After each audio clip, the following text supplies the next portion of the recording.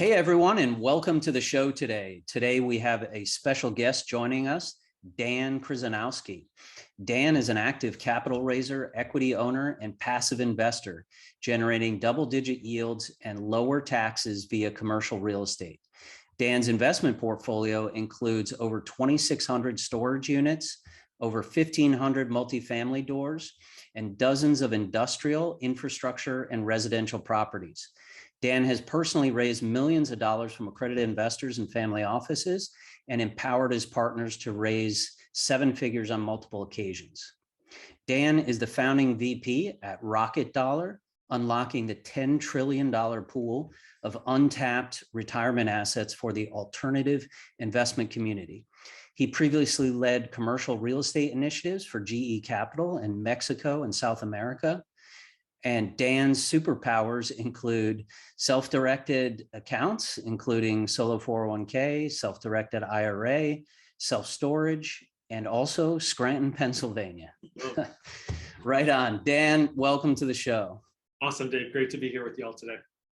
Yeah, great to have you on the show. Gosh, I don't know if we should start with self-directed IRAs or Scranton, Pennsylvania. Maybe we start with Scranton. You must have some fun story about that. Oh boy, do I ever. Yeah, I like to say I grew up at the right place at the right time, keeping the math simple. I was born in 1978. So for folks of kind of my genre, I mean, you had the whole beating the Russians, and then, the 90s was a great time to, I joke, being the one Polak in an Irish-Italian neighborhood, you were the tall guy. So playing basketball was a joy in grade school. And also, I do think there's a great benefit of having the greatest generation, the broad extended family that many of us had growing up. So, with that, childhood was great. And I feel that I did, quote unquote, the right thing per se, going to Wharton, heading on Wall Street, getting a master's, maxing out my 401k, working for top rated companies such as General Electric. Everything was pretty, I'd say down the fairway per se, until I hit 30 years old. So, with that, I'm extremely grateful for the folks I met. I think there's tremendous, lifelong friends from Scranton, and a lot of us have kind of spread out throughout the country. And, some of us have been, I like to say, a bit contrarian in a good way. So, this is my core group of buddies going forward. Yeah, interesting. Isn't that where was the office based on that in Scranton, right? I'd say fill in your favorite joke, and not to get political, but I would share that Biden and I played on the same Little League field. His pilot house is about 2 minutes away from mine, and on the flip side, Trump Jr. and I rode together first semester at UPenn. So wow. I won't dive deep into politics, but I will share that. Outside of being one level of connection away from beating Kobe Bryant, I feel my other claim to fame is being on the Hanks Hoagies Wall of Fame 13 years before Joe Biden. Perfect. We'll beat the prep school. So for all my public school friends out there, yes, we got the preppies. Nice. So you've got quite an interesting background, and tell us, how did you started off your career in Wall Street? How did you really transition into the world of alternative investments, private equity, and real estate? Did you have some type of transformational moment or some insights that really led you to that transition? Yeah, great question. I think it's a few. I mean, I came out of the womb on Wall Street. I joke if I did what I did on the debt side, we'd be on my island, but I would have caused a financial crisis. Probably both true statements. My product became commoditized. And for me, trading ABC, XYZ really didn't mean that much. So I think I went to the other end of the bell curve where General Electric in the mid 2000s literally touched everything. So it was very exciting to do all that. That said, as luck would have it, I was on a rotational program within GE and spent a year in Austin. And this is old Austin. I mean old. I mean before any of the big buildings or anything else, before we're on the top 10 list. It just felt like the right place to be. I mean, I grew up in a small college town. Austin had that sort of feel, but there was pockets of innovation. There was always acceptance to think the other way, have open conversation. It really fit me like a glove. That said, I went against my gut. Went back up to the mothership at GE for 3 years, and I reached back out to a few of my mentors in Texas, and they just said, boy, you got to get down here. So I came down here on a quick trip, got a job offer, gave my notice. GE said, good luck in life. Went to Peru for 2 weeks, and then I felt really kind of hit my alt career, in the early 2010s.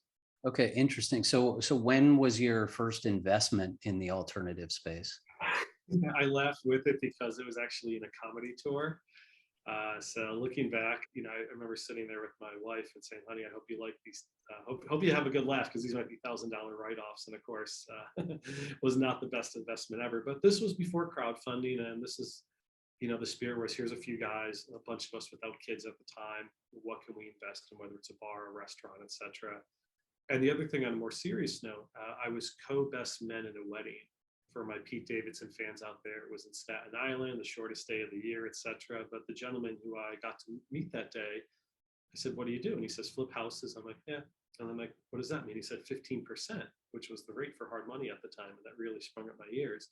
And then the light bulb moment is he said, "Hey, do you know you can use your retirement dollars?" And for me, this is when, as they say, the sea parted, the lights came in, whatever analogy you want to throw in there. It was very exciting because a lot of my time at GE, it just didn't feel right that I was limited to, say, the Fidelity Year 2050 target date fund. Once again, growing up in Scranton, PA, my dad being a high school principal, my mom being a social worker, me volunteering in a bunch of things that some folks might consider the wrong side of the tracks. I saw and I experienced early on how important capital was, not just even donating, but particularly investing. And now realizing, wow, just myself personally, having a six-figure 401k I can tap into. And then fast forward a few years, realizing that this opportunity literally, is in the millions, billions, trillions for in the aggregate. I think that was really my calling. Yeah, for sure.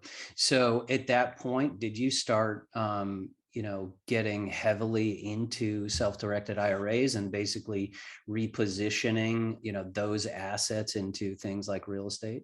Mhm.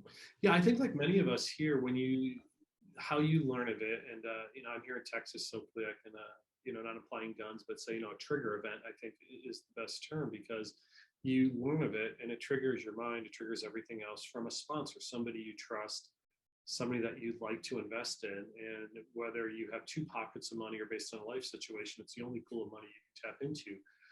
You learn of this. So at the time, once again, early 2010s, there's many of and I won't share who, but many of the legacy custodians out there. And you go through the paperwork and you still needed a scanner and a fax machine at the time. Frankly, up until about 5 years ago, you still did across the board in the industry.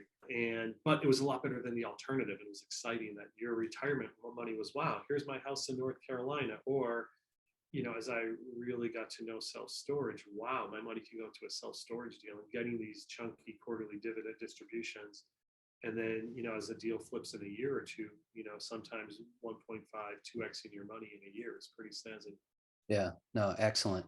So how does that, map up today for you in terms of, your personal wealth strategy? Yeah, my view, and like I mentioned with the comedy tour, I think some things I think the hypothesis was good and it didn't work out. Other things you do for experience. Part of my strategy in the 2010s was to be in a Roth. So, Peter Thiel jokes aside, I do think the seed versus tree analogy is a really good one. And you first need the capital, you also need the risk tolerance. What I'm talking about here is a Roth conversion. So particularly I'd say in the past 5+ years was, as things became cash, doing a Roth conversion. And part of my view is I feel, 20 years down the road, taxes will be higher, potentially significantly higher than they are now. And I also feel being in this space and the benefit of, just like, we talk on a regular basis, getting to know sponsors, you have a pretty good feel and a good gut feel of who you'd want to invest. And in my experiences alone, I feel the yield is kind of on par with the stock market. Then you get this big bump, of course, on the back end. And in the aggregate, my strategy here is, I'd rather pay now on these little chips and then have this, what I feel is a pretty healthy post-tax, balance that I can tap into one way or another in my 60s and my 70s. Now, that said, if I was a true expert here, I would have bought 100 residential houses in Austin, Texas. Did not do that. I know some folks that did. So I'm not saying the Roth strategy, is the best or was the best right now. I definitely, I think having hard assets in your liquid accounts is pretty strong too. But, my strategy, somewhat, as I say, eating your own dog food, drinking your own champagne, has been through an SDIRA and also a solo 401k that we might talk on in a little bit, really getting these accounts in a post-tax sort of mindset. No, I totally agree with that. I mean, I think people don't really realize that when you defer taxes, right, you're pushing them down the road, and you might think, hey, I get a deduction, this year, and even with a match and everything. But I don't know about you, but the only thing I know that's certain is in the future, taxes will be higher than they are today, right? For multiple reasons. And I think there's also a huge faulty assumption out there that Wall Street really makes, is that they think you're going to be in a lower tax bracket when you retire, which is why they defer taxes. So that's saying basically that you're going to, retire with less income than you have today. I don't know about you, but that's not my goal, So I'd rather pay taxes on the seed right now than in the harvest in the later years. Exactly. I think going back for, even folks that had, call it a 6-figure career, what is, for one reason or another, is not stated is, yes, when you're 70 years old or 75 and you take out 100K, it's not 100K. It actually ups your AGI. And at different ages too, say if you're in your 60s, this can mess with your Social Security. I mean, there's a whole lot of factors. Whereas right now, I know if I do a conversion on 100K, I'm going to pay an extra 20K or so of taxes, but that's it. It's not something that's going to nip me in the butt, in my 70s, when it's like, wow, I really thought I was getting that full 100. I'm only getting 60. And for one reason or another, I moved from Texas, where I have no income tax, back up to Pennsylvania or somewhere like that. Yeah, it's a spiraling effect that I think certain pockets, and you're going to have years like 2021 where inflation does bump up, and folks, they're not going to be able to cover it. And they're going to claim, why didn't anybody tell me? And Right. they're going to point to some old webpage to say, hey, it was here to know. Yeah, exactly. I think people are going under that, faulty assumptions that you have this, rate of return, based upon, the statements you're getting with your, your primary, financial institution, but they're, not factoring in fees over that time, and they're not factoring in inflation over that time, or taxes, when you take out taxes. So it really behooves you to kind of take a look at some of those key items and where you want to be. So Dan, this is really a perfect segue, and I really happy to have you in here today, because we do have a lot of investors that have money in 401ks, IRAs, and different things, right? I mean, that's where we were all told to put our money there. This is the best place, right, to put your money in there. So can you tell us a little bit about the whole self-directed space? So if someone's brand new to this, what even is a self-directed IRA, a solo 401k? How are they different? And, and then we can kind of jump in, how you could utilize it. Sure. So first and foremost, it's legal. I want to make people know it's perfectly legal. A lot of people have been using it. A lot of politicians have been using it since the 1970s. So, I like to joke, it's kind of like me. It's a little nerdy, but when you get to know them, get to know it, it can actually be a benefit. So the IRA has been around since the 70s. And the most common transaction in the last 50 years, I would say, has been, hey, I know a buddy's raising $1 million for a small multifamily, a piece of farmland, etc. I want to invest with that. You have an old 401k, IRA for our military friends, TSP.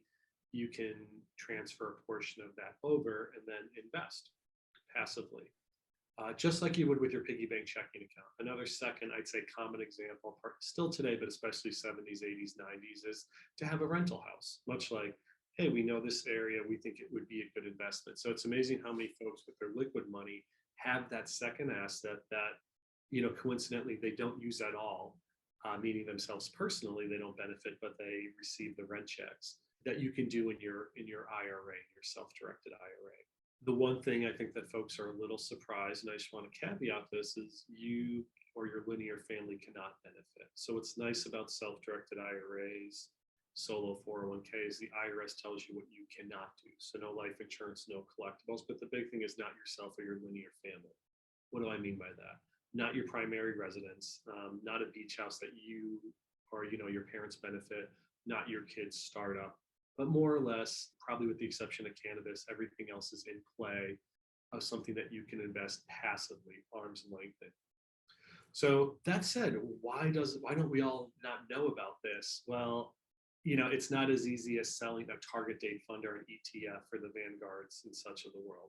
That's a big reason behind it. Although many of them did dip their toe in the water, net versus their marketing machine of what they sell, it really wasn't that beneficial. But the other thing I'll say, and I've shared this many times, it wasn't country club cool, meaning the process to sign up, as I said, as of a few years ago, you needed a scanner, you needed a fax machine, kind of what I consider a kick in the teeth. You make a good investment, but then you get charged more on an annual basis or per transaction. It didn't really sync, I think, with the spirit of, frankly, having a true self-directed account. So, that takes us, I'd say, all the way to about a few years ago. And that's why this kind of trickled along, and only roughly about 100 billion of the 10 trillion were in self-directed accounts. Got it. Okay. And so essentially you can invest in alternative assets with your self-directed IRA or solo 401k, right? You can even invest in, say, a crypto fund or something, right, of that nature. You could invest in self-storage, you could invest in a real estate, any of those types of assets, correct? Absolutely. Yeah. Okay. And how do you guys do that at Rocket Dollar? What is your differentiation? What is the process if someone was interested in doing this? So Rocket Dollar, and I say this in a very specific order, is a conduit to offer individuals checkbook control self-directed accounts. Why I say it in that order, it's different than the traditional custodial, whereas it sounds, it's generally a bit heavier, old stodgier process. With Rocket Dollar, whether you have the solo 401k that we can get into detail in a minute, or the self-directed IRA, with both accounts, you as an individual, as an investor, have the checkbook control, which I like to think of much like you would with your piggy bank checking account, your liquid funds. You want to do a crowdfunding thing at 2 a.m, you have that right to do that because you have full access to your money 24/7. In the custodial world, Dave, even if I invest it, let's say your deals and I put 25K in every quarter, it'd be ridiculous that you and I would be on the phone with a third party for sake of filling out their documents, I think. Yeah. Rocket Dollar eliminates that. That says in the sales process, on the support team, on the FAQ, Rocket Dollar, it's an award-winning knowledge base. I hate to call it an FAQ, but it goes to many degrees of saying, here's what, the legal beagles and historically people say, this is okay, here's what's not, please act accordingly. And, of the thousands of Rocket Dollar investors, everybody has followed that guidance to date. Yeah, for sure. And can you tell us a little bit about UBIT, right? I think if folks are new to the STIRA world, there's something called UBIT, right? Which is this tax that can be charged basically on the levered portion within your IRA. Can you clarify that further for us? Yeah, I'll give a high level. With UBIT and UDFI, so I'll caveat to say, for me as an investor, the potential of UBIT has never held me back from investing in a particular deal vis-a-vis something else. And also you have to look at your separate buckets of money. So I actually don't want to go into a rabbit hole. In our knowledge base, rocketdollar.com/learn goes into it. I know other folks in this space, they really say no UBIT, no UBIT. There actually could be a little UBIT even in a solo 401k versus UDFI. It's basically requiring the leverage and debt financing. That said, there's a lot of exceptions that go into it. I know, ultimately I'd say it's like anything. You look at the deal holistically. What is your hurdle after doing diligence on the team? From my experience putting on my passive investor hat, it has not been a material difference. And frankly, probably all the deals, maybe with the exception of one, it wasn't even a consideration. That you. Yeah, for sure. This is definitely not financial advice, and we are not financial advisors. But in my estimation, after looking at this, if I was to compare this to, yes, let's say your IRA is in a Vanguard Fund or one of those typical funds that's out there, and you're making maybe 7% average over the long haul, and then I compared that to one of your alternative investments, right, that can, potentially potentially 2-3x that, even if you were diluted a little bit by any, taxes in there, it seems that, you would still come out, way further ahead. And the other thing, Dan, that I'll point out about this entire wealth strategy that we talk about, and also that's something that's great about the self-directed thing, is just that, the self-directed piece, right? This is all about taking control of your finances, because somewhere along the lines, maybe it's the $20 trillion financial services industry, but they taught us to believe that we weren't smart enough to handle our own finances. And I don't know about you, but that's the lifeblood for building wealth, creating prosperity for for your family, for yourself, to have impact in all of this. And we have a lot of sharp people are bright enough to manage that, right, and make their own decisions. It's just a matter of getting smarter, right, being open to some new ideas and learning how you can do that. So having the control, I think, is really key. Yeah, and also caveat, I am licensed under BB Capital Series 7 and such, but we're not sharing financial advice here. You're right. I mean, just to be clear, self-directed, I like to say this is capital S, capital D, Scooby-Doo, big bold letters, not, I self-direct because I'm within my Fidelity 401k at work. No, you're limited. It's truly night and day, not even night and day, it's exponential. It's like a little pond versus the whole ocean of the world in terms of what you can potentially go into. And then when you think of also, I think the benefits, and we talked previous to the program here of the pre-tax and the Roth. So many of us heard about Peter Thiel. He's been in the news. He had 50,000 or so, paid taxes on that. Now it's sort of X billion. Once again, pretty savvy investments that he made. So I think it's a good move. And once again, the IRS, they'll take your money sooner than later. So if you want to give it to them, aka through a Roth conversion, you can do that. I share that.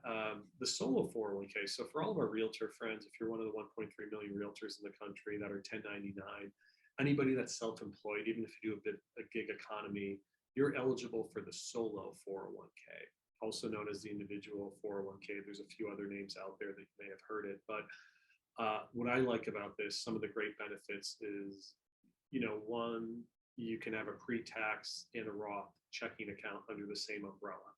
So in terms of your fee that you're paying, you're only paying one account. For contributions, you got to think in the IRA world, you're at like 6,000 or 7,000.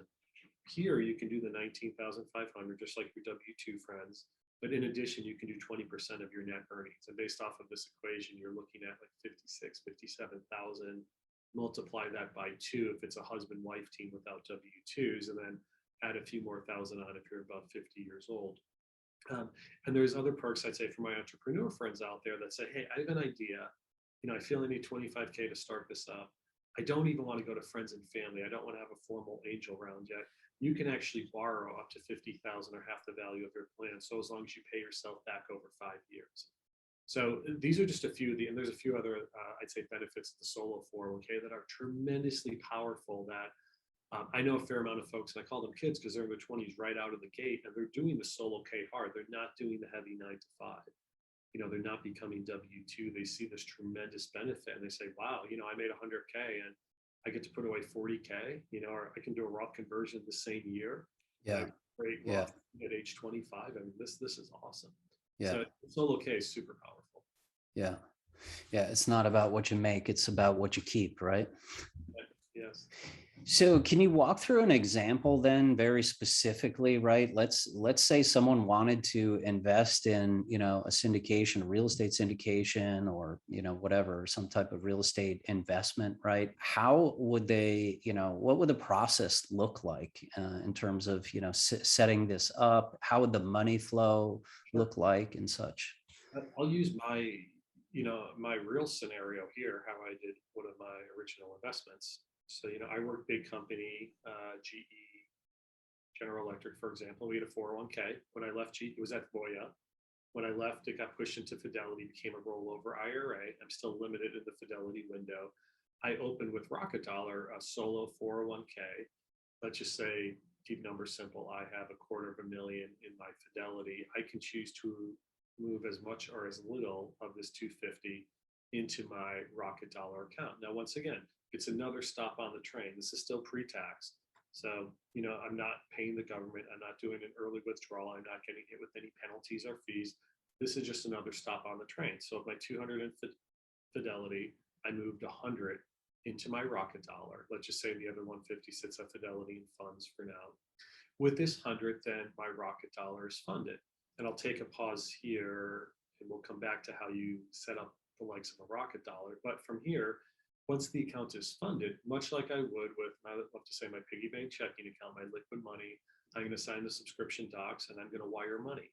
It's just that simple. There's no third party custodian involved in this. So, okay. Let's talk about that interim step. Rocket Dollar, and part of the premise, and give you some context, Henry Yoshida, tremendous mind in this space, his previous company, Goldman Sachs, bought 18 months in. So he's pretty sharp, to say the least. And part of his vision is, how do we eliminate as much friction as possible? How do we hit the red easy button to open up one of these accounts? And I think Rocket Dollar did eliminate as much as possible, where you can sign up in 5 minutes, e-sign a few things over the next few days, fill out a one-pager. Once again, everything is e-sign, going from the likes of your Fidelity to the checkbook portion, which is a financial institution. It's an FDIC insured account that you can roll money into, and then there it's funded. And the best analogy I can give is just like your health savings account. Then your kid breaks his arm, you use that money, you buy a call it a fancy chair. Well, that's not really HSA eligible. Same deal here. Once your account is funded, I cannot invest in my own deal or my kid's startup, but I can invest passively, in a self-storage deal, for example. Yeah. And that's the way this plays out. So it's actually relatively simple. And anybody I feel that's opened, Wealthfront, et cetera, anything in the last few years, it's going to be that nice 21st century fintech experience. Yeah. Yeah, absolutely. Yeah, I remember when I first got into it, I think my first self-directed deal was in oil. It was actually oil producing well that was cash flowing quite well. So had a pretty good experience. It was very seamless. But we have many investors who are investing this way, and it's definitely a good move. So, Dan, if you had just one piece of advice that you could give to our listeners about your wealth trajectory and investing, what would it be? I would say just do it. And what I mean by that is, even if it's with your liquid funds, even if it's a small amount, legitimately invest in something that you care about or you have a deep interest. What do I mean by that? You know me as a self-storage guy. So yes, if you have 25K and you can get into a buddy's deal and you don't even want to think about self-directed IRAs yet, that's fine. Take 25 of your liquid, see how this plays out. I reference the other side of the tracks, and I think folks can accept that analogy. Once again, it's always nice to donate a few hundred to an organization, but I feel when you invest with an entrepreneur, which could mean a private loan, I have a fair number of private loans to female entrepreneurs. You see that money multiply in the community, I think tremendously. And that's a huge value add. And, kind of from the spirit of innovation, even if it's a few thousand, that can be the difference from somebody getting a business off the ground or not, developing their initial MVP. Obviously, this is one of my passions. And I think I'm at the point of my career where I could do this with my retirement. But if not, I like to sum it up to say, there's a big difference between like and trust. We can have 1 million likes on Facebook, but trust is when the money moves.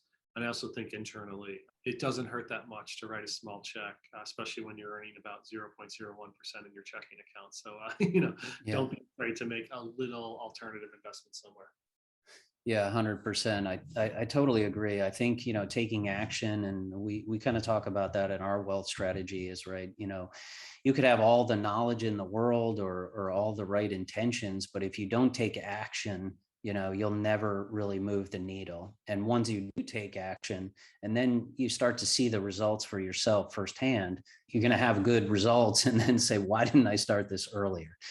So I think the key is, I like that, to take action and get into the game. And then if you can do this with, some of your existing IRA money, right? All it is just repositioning capital. And actually, could you comment on that as well? Because a lot of people are taught, right, that, okay, IRA money is really like the sacred, lamb, right? And we should never touch that, right, until 65. My view is that you're really, this is actually just repositioning and optimizing. But what would you say to that? Yeah, and it amazes me, especially I crossed 40. We only live one life. This is our book of assets per se. And you're right. We've been trained, I'd say, us Gen Xers and Boomers, to say, "Oh, this is sacred. This is," to the point where I have a buddy. He's at one of the top VCs. He's been in the Austin VC community for decades. He's going to invest in these companies. I'm like, dude, use a Roth, use your retirement. He's like, "Oh no, I can never do that." And I'm just like, There really? you go. Yeah, exactly. I'm sure forever. And Right. yeah, I mean, I think ultimately it's I said for me, it's second nature right now, but it's never too late. So I think a good example, and I'm sure there's some folks listening that I know you're in the DC area. So, I'm at UPenn, for example. Let's say you have 3 kids at UPenn. Well, yeah, that's going to be a little tough on the pocketbook if, as a parent, you're shifting that. But you work 30 years at, Goldman Sachs, or even, XYZ company down the street. You're retired from there. You no longer work for them. You probably have a $500,000 or $1 million IRA. You have access to that money now to use it. So don't blindly, and most likely, even if you have an advisor, you're probably in a 60-40 stock bond. I mean, realize bonds are as close to zero as possible. Inflation's at 7%. I mean, I think that delta is now known enough to say, if you want to keep up, you probably need something in alts. Right. Yeah, I mean, with that, I just go back to it's not that scary, and realize also a lot of folks have an inkling, be like, boy, I'd love to start buying my own multifamily. Well, my suggestion is to come in first as an LP passive investor. And once again, based on your current life situation, your only pool of money may be your retirement. So please, please, please take advantage of this, tap into it, Yeah. and make an investment. Yeah. Awesome. Dan, it's really been great having you on the show today. Do you have a link or anything you can share with the audience in terms of how they can connect with you or Rocket Dollar? Yeah, absolutely. First, LinkedIn is great, and please mention that you heard Dave and I talking today. So reference that. Reach out. I'm on LinkedIn pretty religiously, so thank you for that. Secondly, just as a courtesy and thanks, I know we went a little long here today. I joke, if you can spell it, you can get it. So D Kryzanowski, we'll put it in the show notes. It's 12 letters. This will get you the maximum discount off a Rocket Dollar account. And then finally, rocketdollar.com/learn. It truly is a knowledge base. It truly is an award-winning knowledge base to give you the depth of, if you're listening to this at 2 a.m, you'll probably learn about 99% of what we shared today from here. And I know we all look at things differently. So all those resources. Yeah, awesome. We will definitely link those in the show notes for folks. Dan, thanks again for coming on the show today. Awesome, Dave. Such a pleasure.